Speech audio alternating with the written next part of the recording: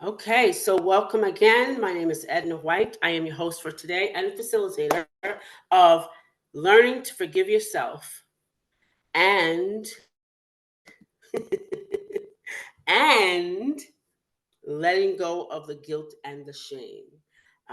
My story is I am a childhood sexual abuse survivor. I had experienced childhood sexual abuse from the age of 5 all the way to the age of 14. My perpetrator was close and friendly, and I just didn't have one perpetrator, I had like four.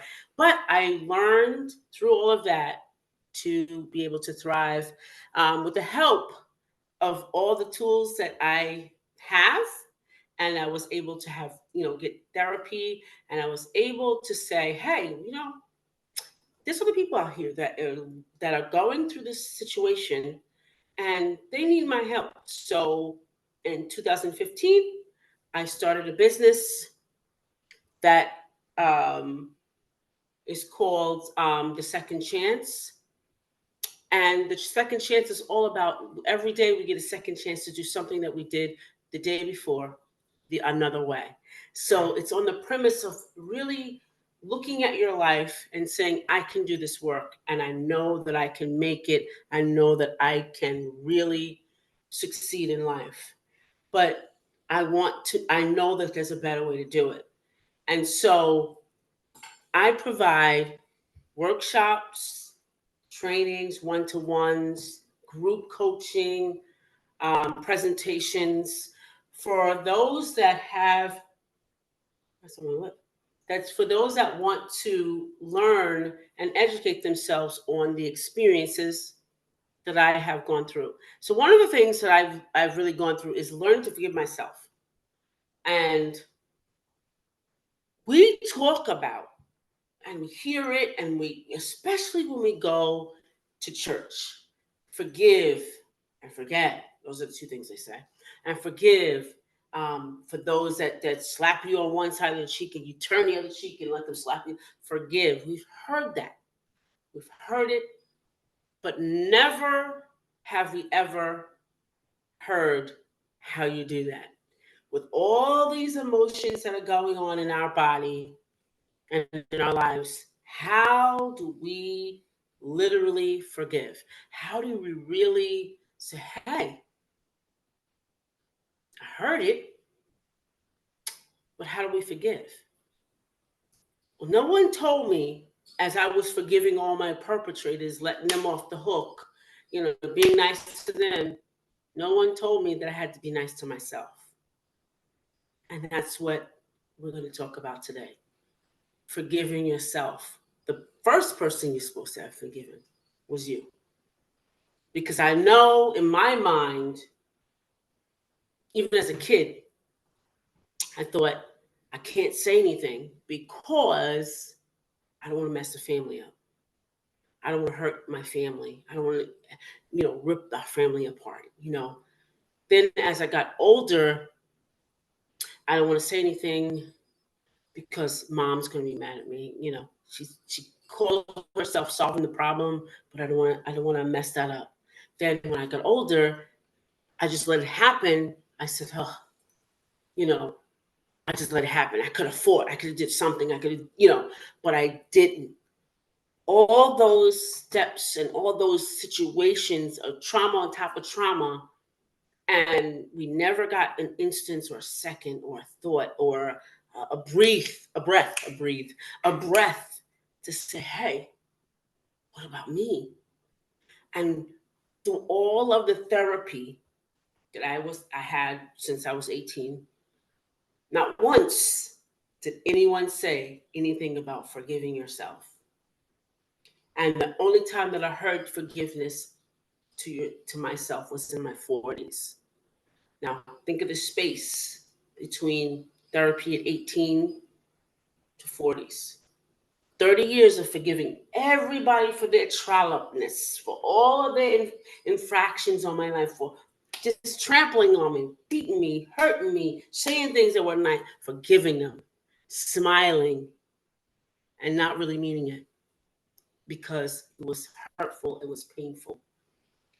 I didn't forgive myself. I could have did something. All the coulda, shoulda, wouldas is all the places where you should be saying, I forgive myself for saying that, or forgive myself that I didn't know that. Forgive that, all those things to loosen yourself from the chains that bind you to that perpetration, to that person, to that thing, to whatever is happening, to loosen yourself from that. I've seen so many of my colleagues and friends live in the space of, they deserve punishment, and fighting a good fight, and they're fighting against it to take them to court, and they're doing all these things. And I'm saying, when you're filled with that much hatred, there's no space really for forgiveness, even of them or yourself. And what happens with all that hatred still inside of you, you end up hurting yourself. You end up wearing your body down. You end up, living in a space of, I'm all alone. You live in that space. You reside there. You stay there. And you don't know how to get out because no one has taught you. So today, we're going to go through that, and I'm going to do it, I hope, in 30 minutes. But if I don't, please forgive me. I'll keep recording. You guys can go away. I will have it on YouTube, I promise you. So I'm going to stop talking right now, and I'm going to get to the slides, okay? Let's see. So I'm going to share the screen. I'm going to go to the windows. No, we're not going to go here. Here we go. Okay. So, again, we are on learning to forgive, right? We're on learning to forgive. And it's loading. It's taking longer than it's supposed to. Learn to forgive yourself and let go of the guilt and shame. And when I say let go, I mean, when you're holding on to something, you just don't, sometimes you let it go because somebody tells you to, but when you're really holding on to something, you let one finger at a time go, step by step. It's not all at once. So I just want you to be clear on that. Letting go is a process, okay? Letting go is an ongoing thing, okay? So understanding guilt and shame, and let me just be clear, when you're in this situation, when you're feeling this way, right? It's an addiction. It's part of addiction. When you're in a place that you can't seem to get out of and you keep doing the same exact thing, it's an addiction. It becomes a habit. An addiction is nothing but a habit. A habit that forms, that kind of separates you from you being your whole self. It's an add-on to what you're doing. It predicates, or it kind of agitates where you are in your life. So, in this active addiction of not forgiving yourself and forgiving everybody else, is a semblance of people pleasing. It's a semblance of that, okay? And it drives you to extreme measures of satisfying other people. Just like addictions satisfies the cravings, it satisfies the addiction of satisfying someone else. And why do you do that? For validation. I have the addiction of validation, the addiction of making somebody else feel good. Just like the addiction of food, right? It's the same thing, the addiction to be able to be validated by other people outside of yourself. The same cycle of addiction that leads to the actions that cause guilt and shame, those are the same actions that when you are people pleasing, because listen, not forgiving yourself is people pleasing. Dress it up, make it like the Christmas tree, do what you want, dress it up as whatever you want it to be, it's people pleasing. Okay? So you will suffer. You will suffer from that, because it's like an addiction.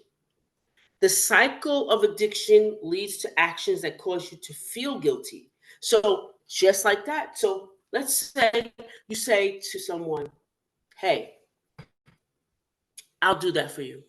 Now, you have to move your schedule around, shuffle your kids around, shuffle what you're doing around in order to make them feel good so that you can continue, so you can satisfy them. But then after you do it, you feel mad guilty. You like, oh my God, I shouldn't have did that. Because I didn't have time for that. Now I'm late to pick up my son. I'm late to pick up my dog. I'm late to fix food for myself. I'm late to fix food for my husband. I'm late to do something else from me. Right? Then you have that cycle of guilt and shame. Guilt and shame are temporarily numbered by using the addictive substance or the addictive behavior. So guilt and shame, you hide so the next day you do the same exact thing to kind of cover that up. Saying you do something else. You say yes. You keep saying yes to cover up the other yeses that you should have said no to. The same guilt and shame related to addiction and recovery is the same that has to do with forgiveness. Okay? In recovery, these feelings resurface all the time. You sit in the car and you say, I don't know why I did that, and I had to do this and I had to do that. Now I'm tired. I can't be with my husband, I can't be with my children. I put all their lives on the line on before mine, and my life is on the line. And you start to feel regrets. And you start to go over all of what you've done and think about the past mistakes. You start to emphasize the feelings of guilt and shame. You start to think about them. Start thinking about them. Oh my God, I shouldn't have. I should have did this, and I shouldn't have did that, and you start to emphasize them more. But it drives you to continue to do what you do, so you can cover up what you did before. You highlight the importance of learning to let go of these. You need to highlight that because the importance of letting go of these feelings is for your personal growth. So why do we feel guilt and shame? I think we went over this. We said that, right? Guilt serves as our conscience, okay? There's many of my clients deal with their children, even if they're adults, in a form of guilt of what they didn't provide them before. And then they end up getting worse and being worse along the way, right? Our value system is off. It may look good, or seem good, but it's off. Whether it be societal norms or influences or even your family, socially, your family, it's off. Guilt signals the need to reconsider our actions and make different choices. So, guilt signals if you know something is you don't need to do something, guilt will go, hey, hey, hey, hey, you need to do this because this is what happened. If you don't, I don't feel good. If you don't, they're not going to validate me. If you don't, it starts to signal these things that are all lies.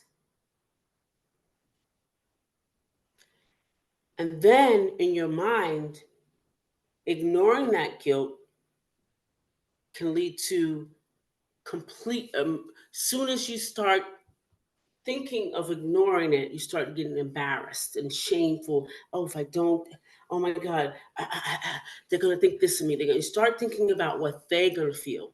Never mind that you're tired and that you might fall asleep at the wheel. Never mind all of that. You didn't get sleep for 24 hours. Never mind all that. You're going to do this.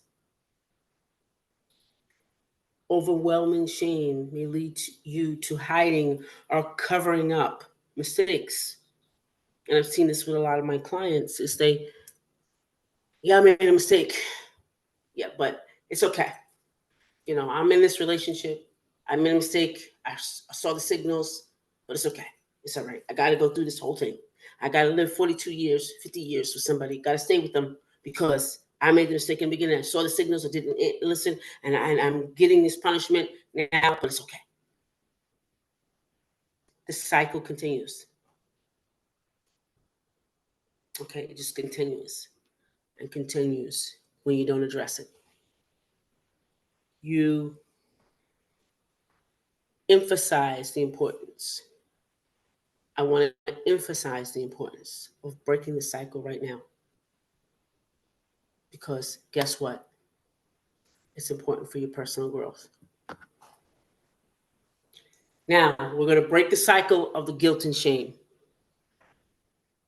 The one step that you need to really remember, and let me just tell you this, I went to church so I wouldn't do this. I went to church so I wouldn't face our wrongs, acknowledge and verbalize our mistakes. Now, I'm not talking about the perpetration, I'm talking about afterwards. Okay, I went to church so I wouldn't have to get involved with taking responsibility and being accountable. I started to overlook things because I wasn't prepared to accept the consequences. But part of growing is you have to prepare to accept the consequences so you can grow. Correcting our wrongs. There may not, for me as a childhood sexual abuse survivor, right? There was no wrong in it for me. The adult had the responsibility, right? But when I got older, I had to take the responsibility of getting counseling and acknowledging. The first thing you have to do is breaking the cycle is acknowledge that it happened. Acknowledge that you should not be doing what you're doing. Okay, acknowledging that yes, there's a problem with me. I got a problem. Not the person I'm dealing with, not the person I'm in a relationship with, my friends, family, whatever. I got a problem. Edna got a problem. So Edna has to connect with that. Edna has to connect with facing what I did to kind of contribute to that. What part of this that was not healed had a part in this whole debacle of the relationship? Because let's just face it, everything we do here on this earth is about relationships. It's not about job. It's not about what we do. It's not about who we see.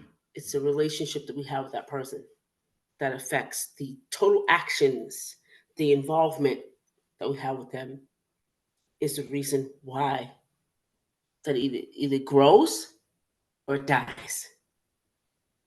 So we have to correct our wrongs. We have to find out ways to make amends for actions. And they say this in the addiction counseling. All that we do is habit turns to an addiction, turns to a pattern, then turns to addiction. That's what it is. A habit, pattern, addiction. Only thing that's different is you're using a different thing. You're using your action of people pleasing instead of a needle. You're using the action of saying yes when you really mean no. It's people pleasing. So out of all of this, if you don't get anything else, holding on to guilt and shame, right, has to do with you pleasing people, right? You not forgiving yourself has to do with you pleasing people in general. Has nothing to do with anything else. If you forgive yourself first, it's so much easier to forgive people. So much easier to relate to people. So much easier to say, hey, you're in relationship with people. But when you don't forgive yourself, when you have an argument with whomsoever on your job, they're the wrong person. You don't think about what you've done in the relationship because you haven't forgiven yourself from years ago. All right? Even if there's some damage and it can't be repaired, contribute positively if others are, or to others, or if you're in society. Here's a perfect example. My second marriage, I got divorced. Of course, Edna. If you guys know Edna, I had a divorce party. So they're like, "Why did you get divorced?" Blah blah. People that didn't know me, out of my 5 friends, didn't know me, and I said, "Well, we were divorced because," and I thought about it. And I started to like tell like the story, like what he did. And I was like, "Well, I have to own my part in this, and he has to own his part." But right now, all I can do is own what I didn't do right on my part. But I know that it wasn't going anywhere. And that's why we got divorced. So owning your part and owning your contribution to it negatively will make you see things differently, good or bad. So asking forgiveness. Here's something that I love to talk about. Asking forgiveness. How do I ask myself for forgiveness? Just like you ask everybody else for forgiveness. See, when you are asking for forgiveness, right, for yourself, you're not talking to the adult homegirl. You're talking to the smaller or the younger version of yourself. Wherever the perpetration happened, you're talking to that person. So you're the parent reparenting your child and you're asking forgiveness. Just like I asked my children for forgiveness of marrying their father and not knowing this would happen. And, I asked for forgiveness because I set them up, you know, and it wasn't their fault, it was me. My choice, my consequences. I have to say sorry for them. You may not like that, but it made me a better person. It created in me someone that is not fearful of who they are around anybody. It made me really sincere and loving. So you have to ask your younger self to forgive you. I'm an adult now. Yes, you acted out when I had a relationship, right? Oh, yes. And you acted out. You showed up and you were trying to tell me something. I didn't listen. I forgive you. And I forgive myself as an adult, not knowing that my younger child was crying out and needed some love. Forgive yourself. Give yourself some sincere grace, some sincere empathy. Before you start pouring out to other people, before you become an empath to everybody else's pain, how about applying some of that empathy to you first? Then you wouldn't be so empathetic and crying for everybody else because you wouldn't cry for the real person that needed tears. Is you. You've been crying and let it go and let go of the guilt and shame. Now it's not easy. It's not easy to own up to the stuff that you know.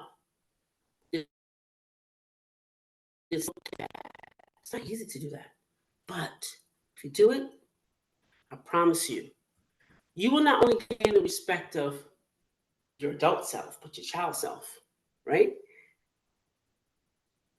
You will learn to respect other people more so and being judgmental. Did you see him or her in those tights? You wouldn't even care, right? Then think about this. Just like you can ask somebody to forgive you out in person, right? They might not want to forgive you. But guess what? Okay.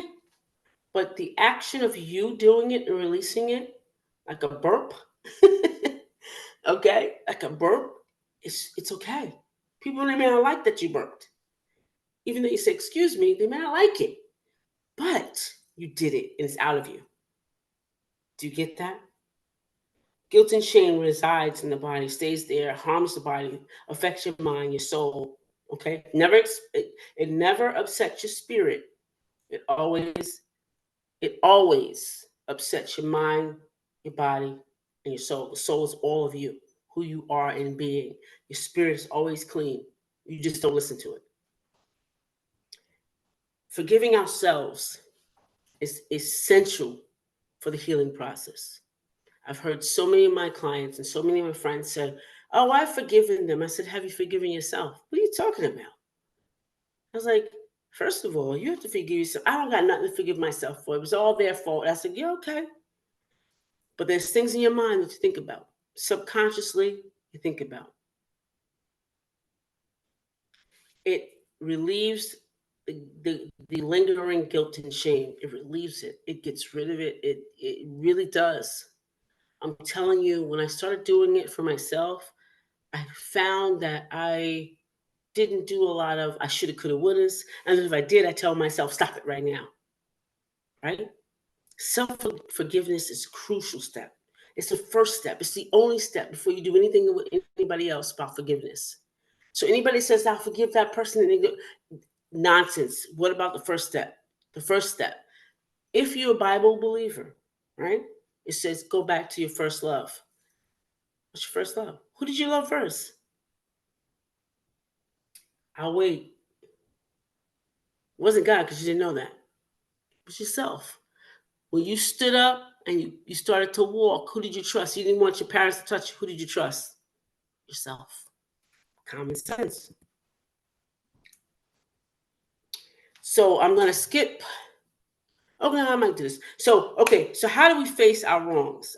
We face our wrongs because we got to address the guilt and shame, right? We got to recall the memories. Recalling the memories mean writing in your journal.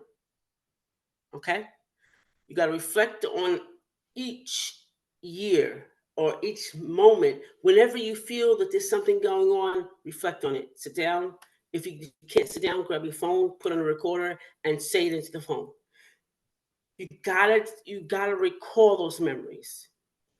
Document. Write it down. Journal. Identify conflicting values. I thought I felt this way, but I don't feel. I really don't. I don't know. I'm not sure if I feel this way. I don't know. Life is about challenging everything you know that you thought you knew. That's what it's about. Because things change. Every season change. Every season is not the same. As you know, in general, as we look at our world today, you know, we go back in time when we were little kids. Did winter feel like this? Probably not. Did the sun look like that? Probably not. So documenting some of those things, identifying those conflicting values that you had, recognize who it affects. Remember, I talked about saying apologizing to my children. It affected them. My choice affected them, and don't think you want them to be better than you, or better, or do things better if you never apologize for choosing who you were married to, who you had them by, and there was all this conflict and all these problems. You can't overstep that. You can't say, "Oh, well, that's okay. That's okay. They'll deal with it." No, no, no. You got to say, "I didn't make a good choice," but you can consider both direct and indirect impact. Your grandchildren, same thing. Your actions spoke very loudly to the generations that to come. Here's the thing that I love. 5, analyze your motivation. Why did you do what you did to get where you got? Why? When I started using that, I was like, oh my gosh, I know why. I know why. I started using the tool belt that God gave me, the tools that He gave me to be, oh, I know why. Intuition. I asked my intuition, I asked my inner preacher, hey, why did I do that? What was going on with me? And guess what? I got the answer.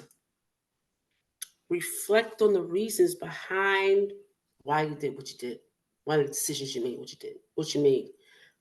Reflect on that. Explore alternatives. How can I turn this around? Because listen, everything can be turned around. Everything can be tweaked. Everything can be pivoted. But you have to explore that. Explore how to take an alternative or take responsibility and now pivot it to make it better. Now, processing the wrongful actions for personal growth. In order for us to do, and I'm going to go over them, we already said them, recognize unforeseen impacts, recognize them. That takes documentation, inner work, that takes you going inside and say, this is what I've done, realizing it. Understanding motivation. Why did I do what I did? Right? Self-improvement commitments. I am committing to myself that I'm going to choose better. I'm going to be selfish and I'm going to prioritize my well-being. I'm going to make considerations and conscious decisions, strategically think before I do anything else. From this point on, I'm going to realize what my values are made of. If they're real, if they're not, I'm going to avoid doing the same things that I did before. I'm going to avoid that. I'm going to take the lesson. I'm going to use the power of processing. I'm going to thoroughly examine my past wrongs and so that they can help me and prevent me from doing future mistakes. Now, perfect example, something simple as this. Someone invites you to a party. It's a Tupperware party. Now, you've decided that what got you in trouble was impetuous spending, right? Again, people pleasing. Impetuous spending. So I'm not going to do that. When you go to this party, right? Do you buy something because you're going to the party, or do you stick to your guns? Well, that was one of the situations I was faced with just a few days ago. I stuck to my guns. Then my ego started saying, oh, they're going to look like you don't know how to. I said, listen, I am prioritizing what's important to me. I'm being selfish, and this makes me feel good, not the fact that somebody else has to validate me. And I was able to reevaluate and renew my personal values and make a good decision and stick to it and not beat myself up. That's the power of processing, right? Look at your value system. Examine it. One of my value systems that I was taught is the root of the love of money is the root of all evil. But as I examined that, there's a comma that has to go with that. For all the Bible readers, there's a comma. We don't go and look at the comma because the comma in grammar is but. And then it says the rest of it. So we look at I was taught that part only, not the comma part. So I built a lot of the values and systems that I built was around the love of money is the root of all evil. For the love of money is the root of all evil. And I built it on that, the premise, I don't need money. I never should ask for money. I'm not worth money. I'm not worth anything. I should not get paid for what I'm worth. I should not have money. I should always struggle. Those are the things that were going on. Reevaluate your system and examine it. It's time for you to facilitate self-discovery, personal growth. There's times in your lives that you're going to need to do this, right?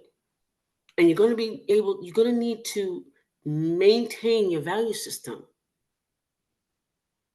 And it takes self-reflection and it takes examination. And I call this time the pause. You know how nothing's happening when you're in the stuck mode? Nothing happens. You don't know which way to go. That's not stuck, that's paused. You have been put on pause to go through this process. So now that how can we correct our wrongs? Acknowledge the wrong that was committed, brainstorm ways to make amends, seek advice with I wouldn't say close friends and family. I'm going to tell you why. And I'm going to take that off. I'll tell you why, because I just learned this today. Because they can have conflicting thoughts about it. I would say consult with a coach or a counselor or a therapist. Options for making amends is a gift to the person. It's just like the addiction. But here's the thing with the addiction, I would jump down to doing something for someone else that doesn't have anything to do with you. Like taking your Christmas, and I did this for 5 years with my kids, taking Christmas off. We had Christmas in the morning, then we get dressed by 12, and we go serve somebody else. Okay? Spend time with somebody that has no connection with you, and you see the value of what it means to really be in a place of correcting your wrongs. Now, we get into the area of how to forgive. Now, this is how to ask forgiveness from somebody in person. But I want you to think about what I said about being in the place of asking forgiveness from yourself. So you're the adult now, or you're the 18-year-old, or you're the 30-year-old, or you're the 50-year-old, or 70-year-old. And you're standing there, who do I ask forgiveness from? You meet with yourself and you sit there and you apologize. And you openly discuss it. Means you have a whole conversation, not in your brain, with your mouth. You let the feelings that you're feeling come up. Whether it's sad, happy, weird, wrong, whatever, let them come up. Because feelings are meant to be felt. And then you validate them. I'm supposed to feel this way. And you caress or, rub your arm, hug yourself, hold yourself, whatever it has to do. And I teach this in my inner child healing classes. Whatever you have to do for yourself, to hold yourself, to make you feel good. And you offer a formal apology. And sometimes, even with yourself, how do you make amends? And I'm going to tell you my answer that I've gotten. My little self said to me, don't let this happen to your kids or your grandkids. That's what my little self said to me as an adult. And guess what I'm doing? Not letting it happen. Everything I know about personal development, self development, growth, I share with my kids and my grandkids. Be ready to follow through. Follow through. Be ready and willing and able. Whatever your small child says, do it. Don't wait. Don't contemplate. Don't talk yourself out of it. Get right on it. And always communicate honestly. Because that goes back to the why. Remember? The why. The why. So, how do we forgive ourselves? The key message is dwelling in the past can hinder progress and happiness. And remember, I told you every time I come out of a speaking engagement, I said, I shoulda, coulda, woulda. Stop it. I tell myself, stop. And I don't even add a comma, I just say stop. And I get off of it.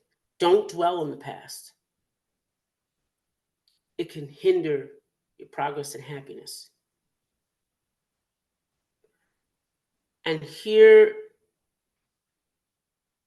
exercises of letting go of the past, okay? One of the exercises my therapist gave me is I wrote down all the stuff, right? I wrote down what I experienced in the past. I wrote it down, right? And how I felt about it. First, you write down what happened. Then you write how you felt about it.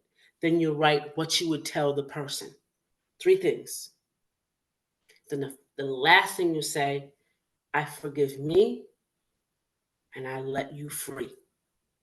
I forgive me, and I let you free.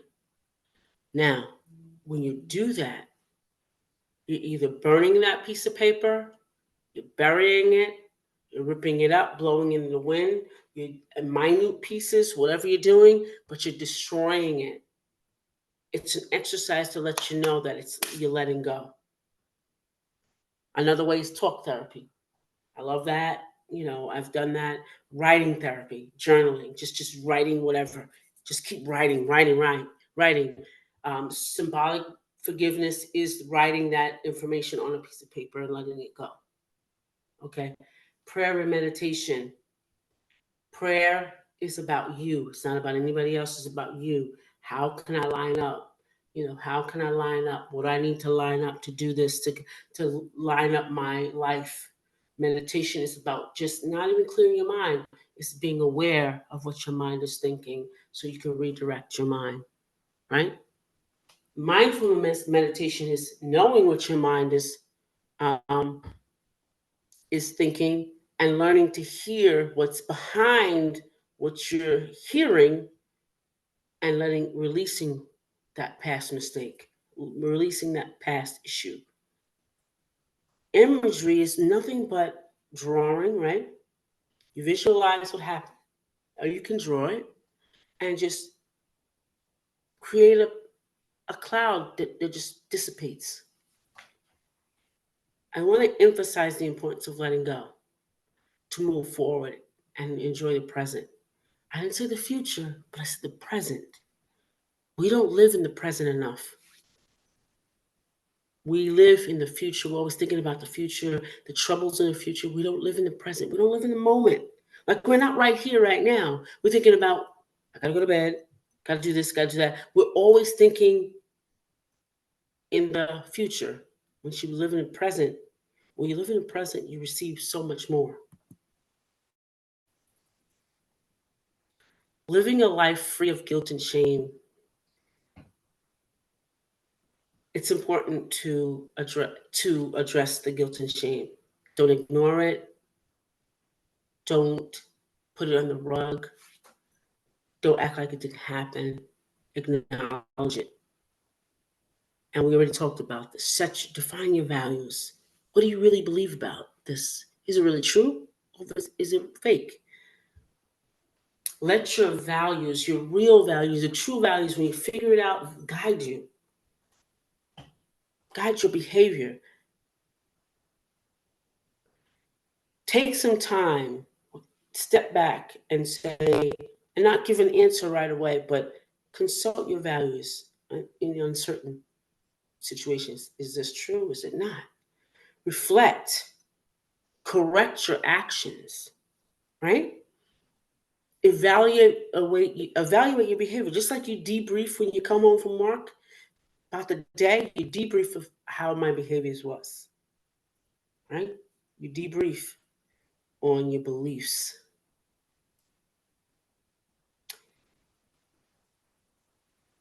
Guilt and shame can hinder your personal growth and your addictive behaviors. Okay? Resolve these emotions. That's all it is. It's really emotions that get you stuck in what you do. And you have to realize that it's nothing more than emotions that we are built on. There's only two emotions that we're built on: love and fear. Two things. Everything else, fear has so many arms to it, breeds all the bad things that happen in your life. Love breeds all the good things that happen. Two emotions. So when you're out of love, you're definitely in fear. So I know you know stuff about me already. So I don't want to go through that. But now it's 8:23, and I want to see if anyone has any questions at all. Let's see. Nope, nope, nope. No questions. Well, if you think of any questions and you want to share your point of view, please let me know. You can leave a message under the comment section, and also look for me on events for December 18th. And then in January 2024, I will have my events, that workshops, in the comment section of each video from this point on. But thank you for being here, and I hope that you learned something on how to forgive yourself. It may be hard to, it may be not a healthy place to be in, but I hope you do forgive yourself, because I'm telling you, it's the best place you could be.